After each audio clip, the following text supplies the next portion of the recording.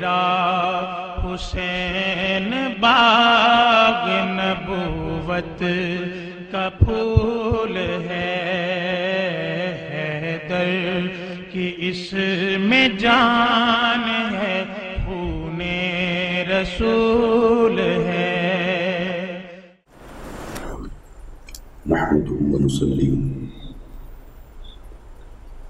ونسلم على سيدنا مولانا محمد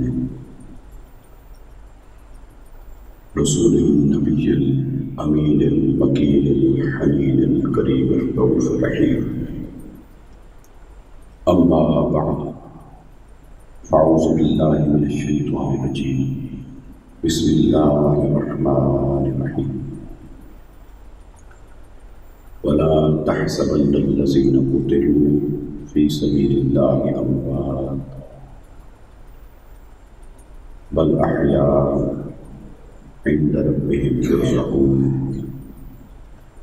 صدق الله العظيم وصدق رسوله النبي الكريم، ونحن على ذلك لمن الشاهدين والشاكرين، والحمد لله رب العالمين۔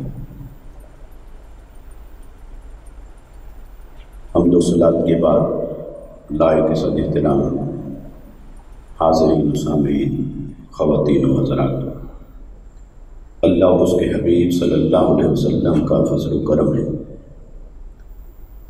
جس کے صدقے سے ہم سب جمعۃ المبارک کی اس بابرکت نشست کے اندر حاضر ہیں۔ دعا کریں اللہ تبارک و تعالی ہم سب کی حاضری اپنی بارگاہ میں قبول و منظور فرمائے۔ آج 11 محرم الحرام ہے، اور یہ وہ دن ہے کہ جس کی نماز فجر کے بعد سیدہ زینب سلام اللہ علیہا ورضی اللہ تعالی عنہا آپ کی قیادت میں، اور امام زین العابدین رضی اللہ تعالی عنہ علیہ السلام آپ کی قیادت میں مستورات اہل بیت مصطفیٰ صلی اللہ علیہ وسلم کا قافلہ کربلا سے روانہ کیا گیا، اور انہیں بدبخت ابن زیاد کے دربار میں پیش کیا گیا۔ پھر وہاں سے دمشق لے جایا گیا، ہزاروں کلومیٹر کا فاصلہ، اور بالآخر وہاں سے انہیں مدینہ پہنچایا گیا۔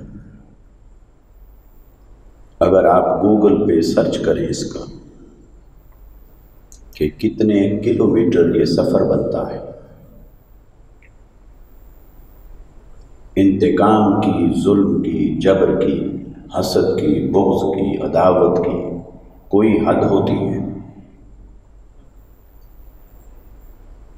معاذ اللہ جن کا سر انور لینا چاہتے تھے وہ تو لے لیا، لیکن مستورات اہل بیت مصطفیٰ سے کیا خطرہ تھا یزید کے تخت کو؟ انہیں تو کربلا سے مدینہ بھیجا جا سکتا تھا، مگر کربلا سے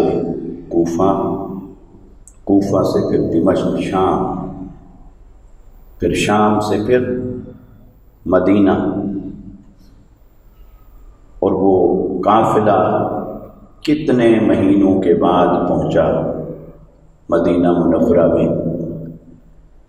یہ آج کی صبح اس سفر کی ابتدا ہوئی تھی، اور قربان جائیں امام علی مقام رضی اللہ تعالیٰ عنہ کی شہادت پر، آپ کی قربانی پر، آپ کی استقامت پر، آپ کے صبر پر، آپ کی حق گوئی پر۔ لیکن سلام ہے سیدہ زینب رضی اللہ تعالیٰ عنہ کی عظمت کو کہ مدینہ سے جب یہ قافلہ چلا تھا تو مدینہ سے مکہ اور مکہ سے کربلا تک تب تو اس قافلے کی سربراہی خود حسین کر رہے تھے رضی اللہ تعالیٰ عنہ، لیکن جب امام علی مقام رضی اللہ تعالیٰ عنہ اس قافلے کی قیادت اور سربراہی فرما رہے تھے، تب اس قافلے کو کوئی تکلیف نہیں پہنچی تھی، جتنے تھے سبھی باحیات تھے۔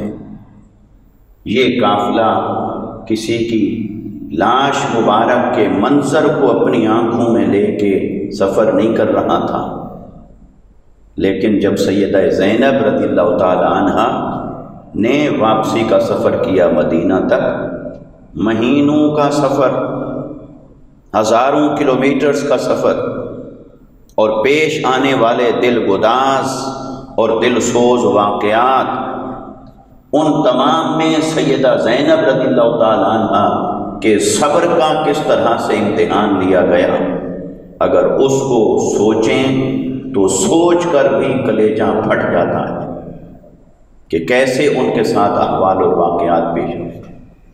اور اب اس سارے ظلم و ستم کے بعد بھی اگر کوئی یزید کے بارے میں یا یزیدیوں کے بارے میں نرم گوشہ رکھتا ہے تو اللہ کی عزت کی قسم اس کا اہل بیت مصطفیٰ صلی اللہ علیہ وسلم کے ساتھ کوئی رشتہ نہیں ہے، نہ محبت کا، نہ ادب کا، نہ احترام کا۔ اور ایمان وہیں سلامت رہتا ہے جہاں اہل بیت اطہار کی محبت اور ادب قائم رہے۔ جس دل میں اہل بیت مصطفیٰ صلی اللہ علیہ وسلم کی محبت کی جگہ بغض آ جائے، ادب کی جگہ بے ادبی آ جائے، عداوت اور دشمنی آ جائے، اللہ کی عزت کی قسم وہاں پر ایمان کبھی نہیں رہتا ہے۔ ایمان کا رشتہ ہی ادب اور محبت مصطفیٰ کے ساتھ ہے اور ادب اور محبت اہل بیت اطہار کے ساتھ۔ تو یہ آج کی صبح یہ قافلہ وہاں سے روانہ ہو، تو ہم ذکر کریں گے امام علی مقام رضی اللہ تعالیٰ عنہ کی شہادت کے امتیازات کا، کہ آخر شہادتیں تو اور بھی بہت ہوئیں، لیکن امام علی مقام رضی اللہ تعالیٰ عنہ کی شہادت کو اس قدر چرچا کیوں حاصل ہو گیا، یا امت کے احساسات جو شہادت امام علی مقام رضی اللہ تعالیٰ عنہ کے ساتھ جڑے ہوئے ہیں وہ کسی اور شہید کے ساتھ نہیں جڑ سکے۔ کسی اور شہید کا تذکرہ ہو تو ہر بار آنکھیں نم نہیں ہو جاتی، ہر بار شہادت کے تذکرے میں دل نہیں تڑپتے، لیکن یہ شہادت امام علی مقام رضی اللہ تعالیٰ عنہ کا امتیاز ہے کہ جب بھی ان کی شہادت کا ذکر ہوگا، کوئی کلمہ پڑھنے والا صاحب ایمان ذکر کرے گا شہادت امام حسین رضی اللہ تعالیٰ عنہ کا، تو اس کا دل تڑپ جاتا ہے، اس کی آنکھیں نم ہو جاتی ہیں۔ آخر اس شہادت کے ساتھ انفرادیت ہے، اور آپ ذرا چشم تصور میں لائیے، اگر اللہ نے اپنے حبیب صلی اللہ علیہ وسلم کے ساتھ یہ وعدہ نہ کیا ہوتا کہ کوئی آپ کو شہید نہیں کر سکے گا، واللہ یعصمک من الناس، اے حبیب صلی اللہ علیہ وسلم آپ کی جان کی حفاظت رب نے اپنے ذمے لے لی ہے، یہ وعدہ اگر نہ ہوتا اور آقا علیہ السلام بھی کسی غزوہ میں شہید ہو گئے ہوتے، جیسے احد میں آپ کے دندان مبارک بھی شہید ہوئے اور آپ زخمی بھی ہوئے، حتیٰ کہ زمین پر تشریف فرما ہوئے، تو اگر شہید ہو گئے ہوتے تو کیا جذبات ہوتے آقا علیہ السلام کی شہادت کے ساتھ، کتنے احساسات وابستہ ہوتے شہادت محمدی صلی اللہ علیہ وسلم کے ساتھ۔ آج امت کس طرح تڑپ تڑپ کر ذکر کر رہی ہوتی شہادت محمدی صلی اللہ علیہ وسلم کا، کس طرح سے تذکرہ ہو رہا ہوتا۔ اگر آپ اس کو ایک لمحے کے لیے سوچیں تو میرا وجدان یہ کہتا ہے اللہ نے وہ سارے احساسات اور جذبات اٹھا کر شہادت حسین کی جھولی میں ڈال دیے۔ وہ جتنے جذبات امت کے استحقاق ہوتا شہادت محمدی کا، وہ سارے استحقاقات، احساس اور جذبات وہ شہادت امام علی مقام رضی اللہ تعالیٰ عنہ کو عطا ہوئے، اس لیے کہ میدان کربلا میں امام علی مقام رضی اللہ تعالیٰ عنہ نے جو شہادت پیش کی وہ حق اور باطل کا ایک ایسا معرکہ تھا جس نے قیامت تک آنے والی پوری امت کے لیے ایک لائن کھینچ دی تھی، ایک خط امتیاز قائم کر دیا تھا کہ حق کدھر ہے اور باطل کدھر ہے، یا حق اور باطل کے درمیان فرق کیا ہے۔ یہ جو حق اور باطل کا پیمانہ قائم کیا امام علی مقام رضی اللہ تعالیٰ عنہ نے، اسی جوہر نے انہیں شہادت محمدی صلی اللہ علیہ وسلم کا مظہر بنا دیا ہے، آقا علیہ الصلوۃ والسلام کی ذات کا نائب اور وارث بنا دیا ہے، دین محمدی صلی اللہ علیہ وسلم کا نائب اور وارث بنا دیا ہے۔ اس لیے آقا علیہ السلام نے ارشاد فرمایا تھا الحسین منی وانا منہ، فرمایا حسین مجھ سے ہے اور میں حسین سے ہوں۔ تو یہ پہلا حصہ تو ہر ایک کی سمجھ میں آ گیا کہ حسین مجھ سے ہے، کیونکہ حسین مصطفیٰ کے نواسے ہیں، مصطفیٰ صلی اللہ علیہ وسلم سے سیدہ فاطمہ ہیں اور سیدہ فاطمہ سے حسین ہیں، تو اولاد اپنے والدین کا جز ہوتی ہے، والدین اصل کے درجے پر ہوتے ہیں، وہ جز ہوتے ہیں۔ اس لیے آپ بھی جینز ٹیسٹ کرتے ہیں، جو خصوصیات ان جینز کے اندر والدین میں پائی جاتی ہیں وہی منتقل ہوتی ہیں اولاد کے اندر جینیاٹیکلی۔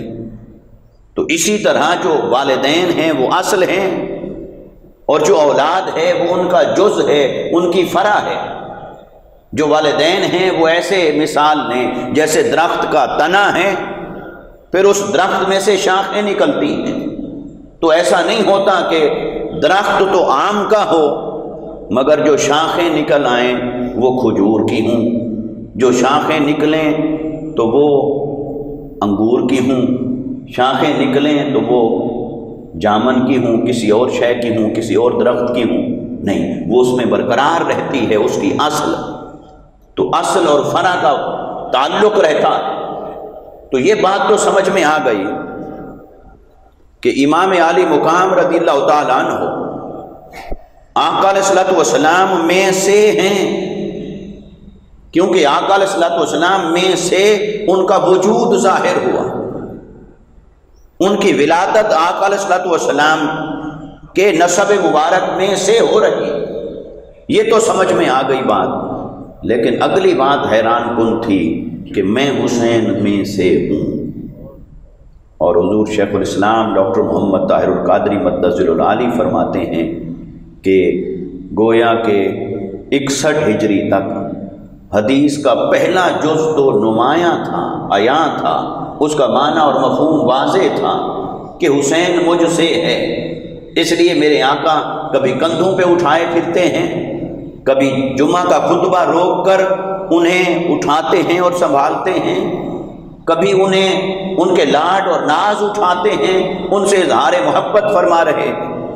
لیکن 61 ہجری تک یہ تو منظر آنکھیں دیکھتی رہیں کہ حسین مصطفیٰ میں سے ہیں، لیکن اس کی سمجھ کربلا کے اندر آئی کہ میں حسین میں سے ہوں۔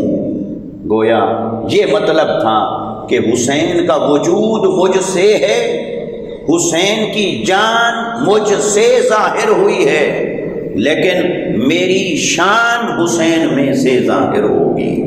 ایک اعتبار سے حسین مجھ سے ظاہر ہوا ہے، ایک اعتبار سے میں حسین میں سے ظاہر ہوں گا۔ حسین مجھ سے ظاہر ہوا ہے اپنے وجود کے اعتبار سے، اپنے جسم کے اعتبار سے، اپنے نسب کے اعتبار سے، اپنی زندگی کے اعتبار سے، لیکن میں حسین میں سے ظاہر ہوں گا حسین کے صبر کے اعتبار سے، حسین کی استقامت کے اعتبار سے، حتیٰ کہ حسین کی شہادت کے اعتبار سے۔ تو یہ رشتہ ہے میرے آقا صلی اللہ علیہ وسلم اور امام علی مقام رضی اللہ تعالیٰ عنہ کے مابین، کہ حسین کی جان مصطفیٰ سے ظاہر ہوئی ہے اور مصطفیٰ کی شان حسین سے ظاہر ہوئی ہے۔ تو میں حسین مجھ سے ہے، میں حسین سے ہوں۔ تو میدان کربلا میں امام علی مقام رضی اللہ تعالیٰ عنہ سے میرے آقا صلی اللہ علیہ وسلم کی شہادت کی شان ظاہر ہوئی۔ آقا علیہ السلام کے صبر کا اظہار ہوا۔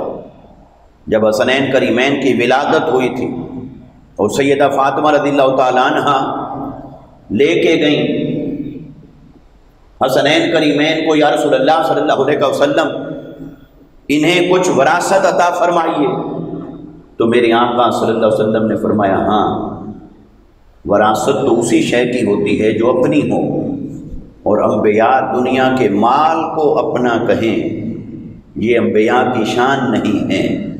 مال کی اللہ کی بارگاہ میں حیثیت کوئی نہیں۔ فرمایا میں انہیں وراثت دیتا ہوں۔ کیا وراثت دیتا ہوں؟ فرمایا حسن کو لاؤ۔ جب انہیں آگے کیا تو میرے آقا صلی اللہ علیہ وسلم نے فرمایا میں اپنی سیادت اور سرداری ان کو وراثت میں دیتا ہوں، اور فرمایا کہ میں اپنا تحمل اور بردباری ان کو وراثت میں دیتا ہوں۔ اور جب امام حسین رضی اللہ تعالیٰ عنہ کو آگے کیا تو میرے آقا نے فرمایا ہاں میں اپنا صبر حسین کو وراثت میں دیتا ہوں، میں اپنی سخاوت حسین کو وراثت میں دیتا ہوں۔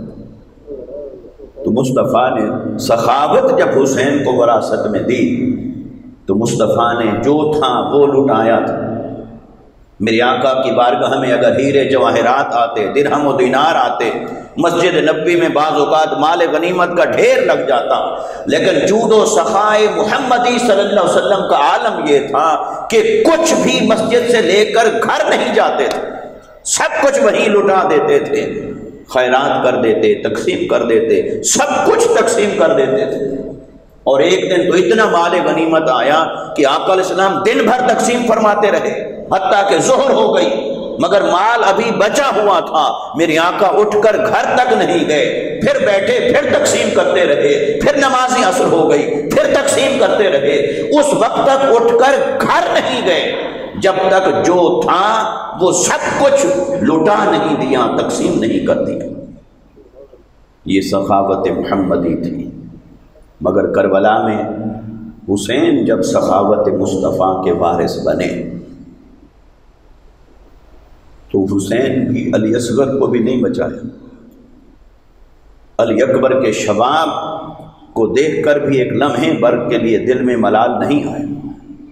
میدان کربلا جب بپا ہوا تو پہلے جو آپ کے رفقا تھے، اہل بیت اطہار کے علاوہ جو آپ کے رفقا تھے، پہلے انہوں نے اجازت چاہی کہ امام علی مقام ہمیں اجازت دیں، ہمارے ہوتے ہوئے کوئی آپ پر تیر و تلوار چلائے، ہماری غیرت ایمانی کو کیسے گوارا ہو سکتا ہے؟ بے شک اس قافلے کا ایک ایک فرد یہ جانتا تھا کہ مد مقابل جو بدبخت کھڑے ہیں ان کی دشمنی صرف حسین کے ساتھ ہے اور کسی کے ساتھ نہیں ہے، اور صرف انہی کا سر انور لینا ہے، اور کسی کے ساتھ کوئی دشمنی نہیں، کسی اور سے کوئی خطرہ نہیں۔ اس لیے امام علی مقام نے رات کو شمع بجھا دی، جو جانا چاہتا ہے وہ چلا جائے، مگر یہ ان کی وفاداری تھی، ان کی استقامت تھی، ان کی محبت تھی، کوئی بھی نہیں گیا۔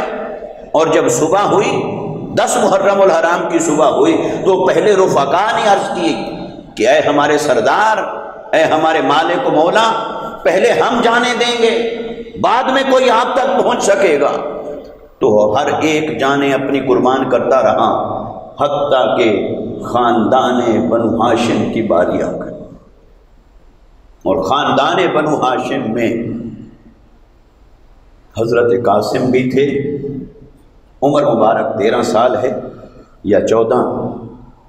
حضرت امام حسن مجتبی رضی اللہ تعالیٰ عنہ کی آخری نشانی ہے، اور ان میں علی اکبر جیسے جوان بھی ہیں، 23-24 سال عمر مبارک ہے۔ اون و محمد بھی ہیں، بھانجے بھتیجے بھائی عباس بھی ہیں، اور 4 بھائی موجود ہیں جو میدان کربلا میں اپنی جان کا نذرانہ پیش کرتے ہیں۔ تو پھر امام علی مقام رضی اللہ تعالیٰ عنہ ایک ایک جوان پہلے رفقا میں سے پھر بنو ہاشم کے خاندان میں سے وہ امام عالی مقام کی بارگاہ میں آتا، آ کر اجازت طلب کرتا، پھر آپ اجازت دیتے، اسے گھوڑے پر سوار کراتے اور اسے یہ فرماتے کہ جاؤ، میں نے تمہیں حق کے سپرد کیا، حق کے سپرد کر دیا ہے۔ اور امام عالی مقام رضی اللہ تعالیٰ عنہ نے سب کو بھیجا اور سب کی قربانیاں ہو گئیں۔ سخاوت محمدی کا اس سے بڑا اظہار کیا ہو سکتا ہے کہ میرے آقا نے درہم و دینار لٹا دیے تھے، کچھ بھی گھر لے کر نہیں گئے، اور قافلہ حسینی کی شان یہ ہے کہ سوائے زین العابدین کے کسی ایک جوان کو واپس لے کر نہیں گئے، سب کچھ قربان کر دیا مصطفیٰ کے دین پر، سب کچھ قربان کر دیا۔ تو میرے آقا صلی اللہ علیہ وسلم نے فرمایا کہ اے بیٹی فاطمہ، میں حسین کو وراثت میں دیتا ہوں اپنا صبر، اور حسین کو وراثت میں دیتا ہوں اپنی سخاوت۔ تو جب میرے آقا نے وراثت میں انہیں اپنا صبر اور سخاوت عطا فرمایا تھا، تو حسین نے میدان کربلا کے اندر کیسا اظہار کر دیا، سخاوت محمدی کی کیسی تصویر پیش کر دی کہ سب کچھ قربان کر دیا، اور صبر محمدی کی کیسی تصویر پیش کر دی کہ نہ آنکھوں میں آنسو روا ہیں، نہ کوئی خوف ہے، بلکہ صبر کی انتہا یہ ہے کہ مسکرا کر سب کچھ اللہ کے حضور پیش کرتے جا رہے ہیں۔ دوستو، ان باتوں کو سننا شاید آسان ہو، کرنا بھی آسان ہو، ذکر کی محفل سجانا بھی آسان ہو، لیکن ذرا سوچئے کتنے آپ میں سے بیٹھے ہیں جو 23-24 سال کی عمر میں، 13 سال کی عمر میں، اور علی اصغر جیسا معصوم بھی، کیا ہمارے بھائی، ہماری اولادیں اس عمر میں ایک بھی چلا جائے، کسی والد کا تصور کریں، اگر اس کا ایک جوان بیٹا ایک بار چلا گیا نا، وہ زندگی بھر اس کا خمیازہ نہیں بھگت سکتا، زندگی بھر اس کی کوئی کمپنسیشن نہیں ہوتی، زندگی بھر کے لیے وہ کہتا ہے میری تو زندگی ختم ہو گئی۔ ہر موڑ پہ وہ یاد کرتا ہے میرا بیٹا تھا، جوان تھا، میرا بیٹا تھا، جوان تھا، وہ چلا گیا۔ لیکن یہ خاندان مصطفیٰ تھے، یہ اہل بیت مصطفیٰ تھے، یہ بنو ہاشم کا خاندان تھا، جن میں نہ کسی پرشباب کو باقی بچایا، نہ کسی معصوم کو چھپایا، سب کچھ اللہ کی راہ میں قربان کر دیا۔ حتیٰ کہ جب سب کی قربانی ہو گئی تو امام زین العابدین رضی اللہ تعالیٰ عنہ بھی حاضر ہوئے، وہ ابھی بالغ نہیں ہوئے تھے، بلوغ سے قبل تھے، وہ بھی حاضر ہو گئے کہ بابا جان مجھے اجازت دیجئے، میں بھی قربان ہوں۔ امام عالی مقام نے فرمایا نہیں، اگر آپ بھی قربان ہو گئے تو مصطفیٰ کی آل اور اولاد آگے کیسے چلے گی؟ سرچشمہ نسب مصطفیٰ کون بنے گا؟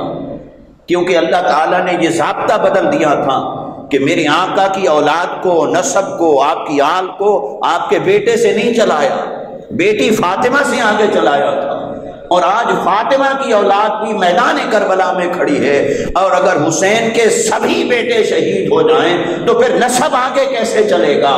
تو رب کی حکمت بھی یہی تھی، مصطفیٰ کی منشا بھی یہی تھی۔ تو حضرت امام حسین نے فرمایا بیٹا آپ بیمار ہیں، پھر بالغ بھی نہیں، تو لہٰذا آپ آرام فرمائیں۔ تو انہیں بڑے اصرار سے روکا اور پھر خود روانہ ہوئے، اور خود روانہ ہوئے جب، تو ذرا سوچئے وہ جو میدان سج گیا تھا 10 محرم الحرام کی صبح، جنگیں اور بھی ہوئیں، غزوات اور بھی ہوئیں، مگر اس کا اور ان کا فرق ہے۔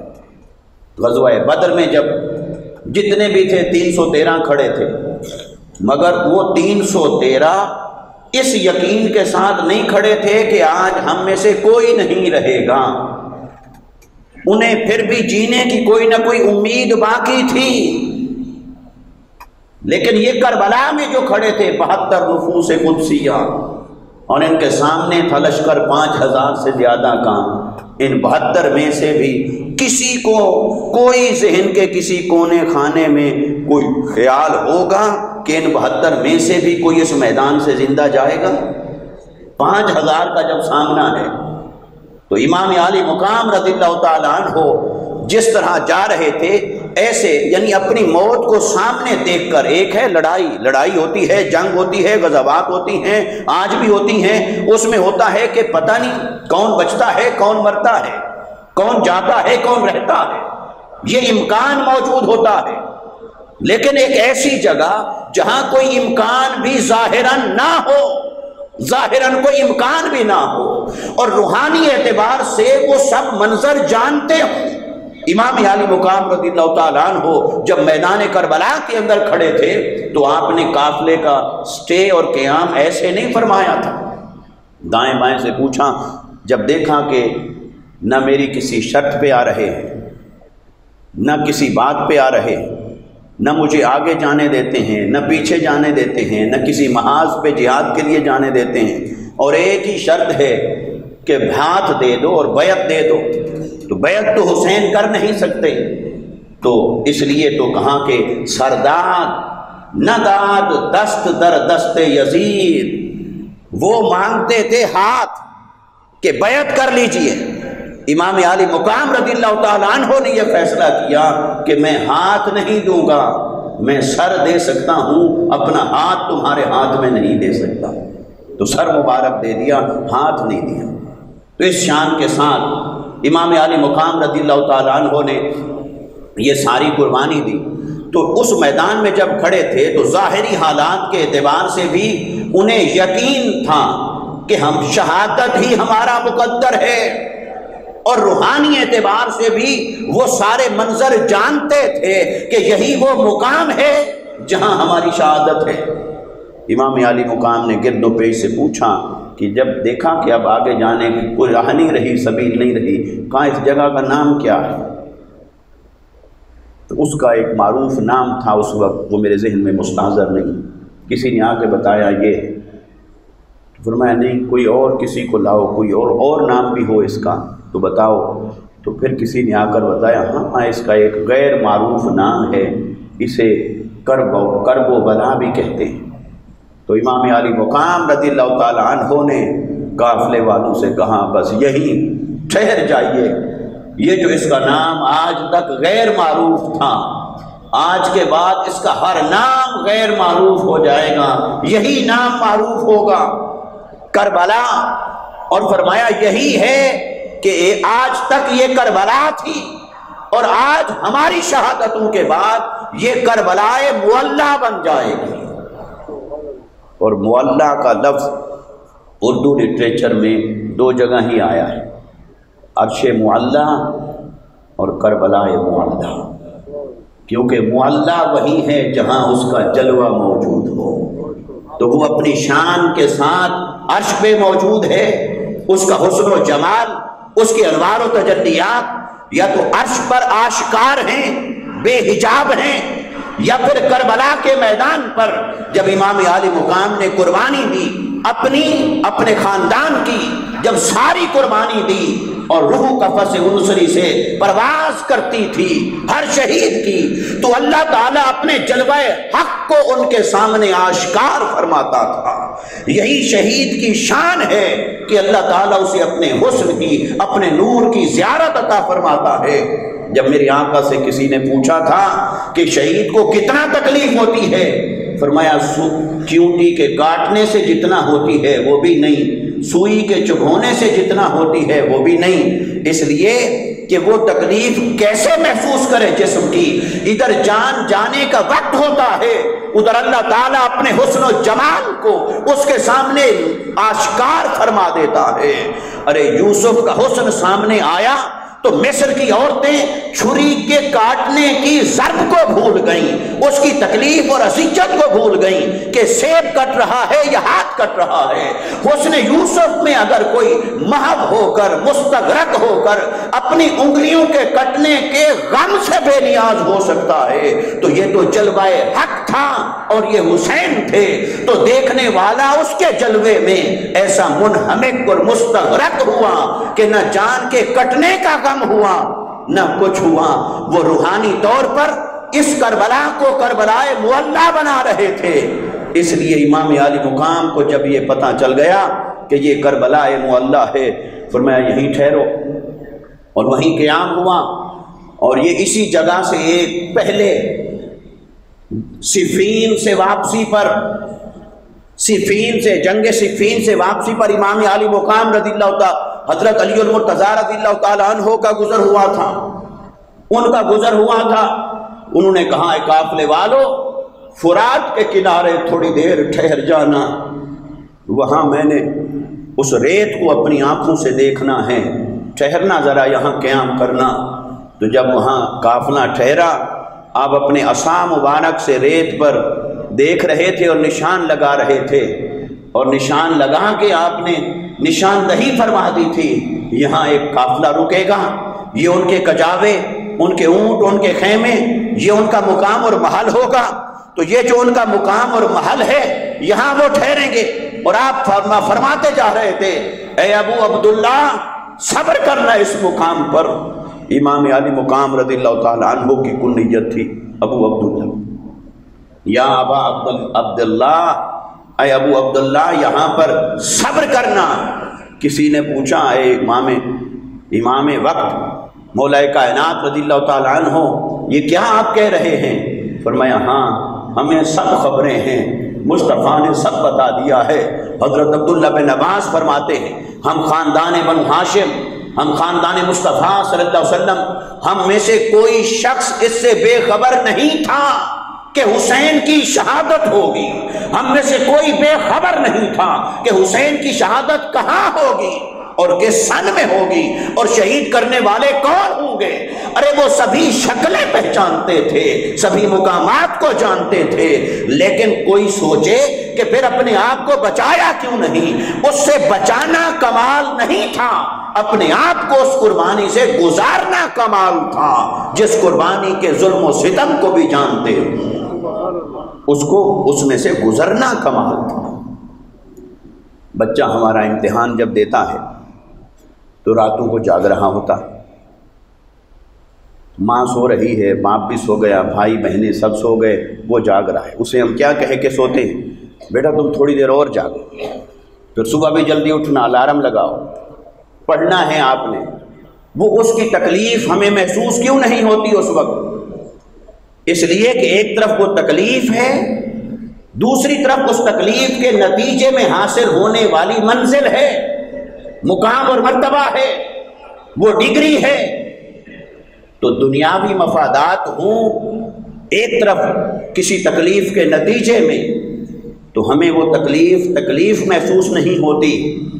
تو حسین جس امتحان میں سے گزر رہے تھے، وہ امتحان تو اسماعیل علیہ السلام سے چلا تھا، وہ عشق الہی کا امتحان تھا، وہ تو مصطفیٰ کا قرض چکا رہے تھے، اور قیامت تک آنے والی امت مسلمہ کو ایک ایسا راستہ دکھا رہے تھے کہ دین اور ایمان صرف مسجدوں میں نمازیں پڑھتے رہنے کا نام نہیں، صرف احرام باندھ کر حج اور عمرے کرتے رہنے کا نام نہیں۔ اگر تخت اور اقتدار پر کوئی ایسا شخص قابض ہو جائے جو نمازوں کے نظام کو معاشرے سے نکال دے، یا اقامت صلاۃ اور ایتاء زکوٰۃ کے نظام پر حملہ آور ہو جائے، تو اس وقت محض مسجدوں میں بیٹھے رہنا ہی دین محمدی کی وفاداری نہیں، بلکہ میدان میں اتر کر جانے قربان کر کے اس باطل سے ٹکرا جانا، یہ ہے جو حق ہے اور حقیقت ہے۔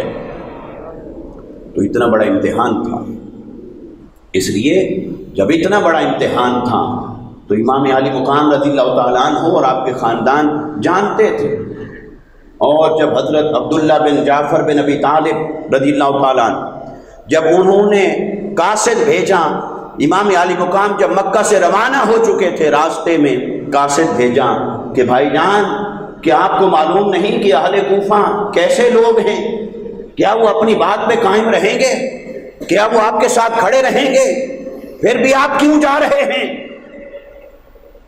لوگ کہتے ہیں بھی خط لے گئے انہیں، اور ہمارے لوگ بھی سلام میں ایک شعر پڑھتے ہیں، جتنے ساتھی حضرات بیٹھے ہیں نا سلام پڑھنے والے، نعت پڑھنے والے، یہ توجہ سے سن، کہتے ہیں شعر پڑھتے ہیں، انہیں دھوکے سے کربلا بلایا گیا۔ بے افسوس کی بات ہے، امام حسین دھوکے سے چلے گئے؟ کیا وہ ان کے خطوں کی وجہ سے جا رہے تھے؟ کیا وہ اقتدار کے لیے جا رہے تھے؟ وہ تو لمحہ لمحہ کہہ رہے تھے کہ میں تو اپنے نانا کی جگہ قربانی دینے جا رہا ہوں، میں تو اپنا امتحان پورا کرنے جا رہا ہوں۔ وہ سبھی کو جانتے تھے کہ اہل کوفہ وفا نہیں کریں گے، لیکن اس کے باوجود ان کا جانا شرعی طور پر ان پر لازم تھا اتمام حجت کے لیے۔ شریعت یہ نہیں کہتی کہ دلوں کو چیر کر آپ نکالیں کہ اس کے اندر کیا ہے اور اس پر فیصلے کریں۔ شریعت کہتی ہے کہنے والے نے جو زبان سے کہا آپ کو اسے ٹرسٹ کرنا ہے، آپ کو اسے ماننا ہے۔ لہٰذا جب وہ کہنے والے کہہ رہے تھے ہم ظالم کے خلاف کھڑے ہوں گے آپ آ جائیں، ہم جبر کے خلاف کھڑے ہوں گے آپ آ جائیں، ہم اس فاسق اور فاجر کے خلاف کھڑے ہوں گے آپ آ جائیں، ہم دین محمدی کے لیے اٹھیں گے آپ آ جائیں، آپ امر بالمعروف اور نہی عن المنکر کا جھنڈا تھامیں، ہم آپ کے ساتھ کھڑے ہیں آپ آ جائیں۔ تو امام عالی مقام بے شک ان کے انجام کو جانتے تھے، ان کی بے وفائی سے بھی بے خبر نہیں تھے، مگر امام عالی مقام کے لیے ظاہری طور پر حجت قائم ہو چکی تھی۔ اگر آپ کہتے کہ نہیں تم جھوٹ بول رہے ہو، تمہاری بدنیتی ہے۔ ہر کوئی آج کہتا اپنے آپ کو بچانے کے لیے یہ کہاں تھا، مگر حسین شریعت محمدی کے ان تمام ظاہری تقاضوں کو پورا کر رہے تھے۔ کہاں ٹھیک ہے جو تم کہہ رہے ہو تم اپنا حساب دو گے، لیکن اس کہنے کی وجہ سے حسین کے کندھوں پر جو ذمہ داری آ رہی ہے، حسین نے بزدلی کبھی سیکھی نہیں ہے، خوف کبھی قریب سے نہیں گزرا ہے۔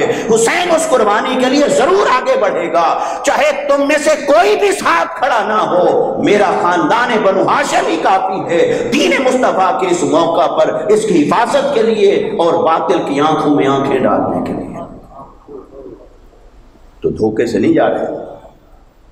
تو خاندان بنو ہاشم یہ جانتا تھا۔ حضرت ابو ہریرہ رضی اللہ تعالیٰ عنہ آپ سے ایک روایت، آپ فرماتے ہیں کہ میں نے مصطفیٰ صلی اللہ علیہ وسلم سے 2 قسم کے علم حاصل کیے ہیں، 2 قسم کی حدیثیں لی ہیں، 2 قسم کے تھیلے مجھے ملے ہیں علم کے۔ فرمایا ایک وہ ہے جسے میں ظاہر کرتا رہتا ہوں، اور ایک وہ ہے جسے اگر میں ظاہر کروں تو میری گردن کاٹ دی جائے گی۔ وہ میں ظاہر نہیں کر سکتا، اور وہ ظاہر نہیں کر سکتے تھے اور کیا کرتے تھے؟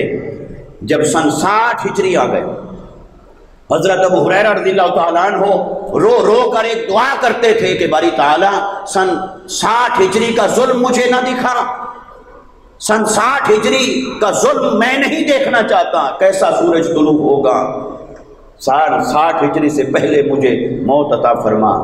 حتیٰ کہ ان کی دعا قبول ہوئی اور 59 ہجری کے اندر آپ کا وصال ہوا، اور 60 ہجری کے آخر میں رجب میں حضرت ابی معاویہ رضی اللہ تعالیٰ عنہ کا وصال ہوا اور یزید تخت نشین ہوا، اور 61 ہجری کی ابتدا ہوئی محرم الحرام سے، اور امام عالی مقام رضی اللہ تعالیٰ عنہ کی شہادت ہوئی۔ تو وہ پناہ مانگتے تھے سن 60 ہجری کے ظلم سے۔ آقا علیہ الصلوۃ والسلام کی کئی حدیث مروی، حتیٰ کہ وہ روایات بھی ہیں جنہیں امام طبرانی نے معجم کے اندر، امام حیثمی نے مجمع الزوائد کے اندر، امام سیوطی نے لکھا تاریخ کے اندر، دیگر حافظ ابن کثیر نے، کئی مورخین نے، محدثین نے ان روایات کو لکھا۔ آج اگر کوئی کہے جی بخاری میں ہی دکھاؤ، تو ہر چیز بخاری میں کہاں ہے؟ بخاری میں تو پھر بیٹھ کر پانی پینے کا مسئلہ بھی موجود نہیں، بخاری میں تو ہے کھڑے ہو کر پانی پیو، ہر چیز بخاری میں۔ یہ کچھ چیزوں سے جو لوگ بچنا چاہتے ہیں، یہ ان کا آرگومنٹ ہوتا ہے کہ بخاری میں دکھاؤ۔ بھائی تم یہ بات تو کر سکتے ہو کہ حدیث میں دکھاؤ، یہ کیسے کہہ سکتے ہو بخاری میں دکھاؤ؟ ہمارا ایمان حدیث پر ہے یا امام بخاری پر ہے؟ امام بخاری تو اس لیے قابل احترام ہے کہ حدیثیں لکھیں، اور امام بخاری کہتے ہیں مجھے 1 لاکھ حدیث صحیح یاد ہے، اور بخاری میں کتنی لکھیں؟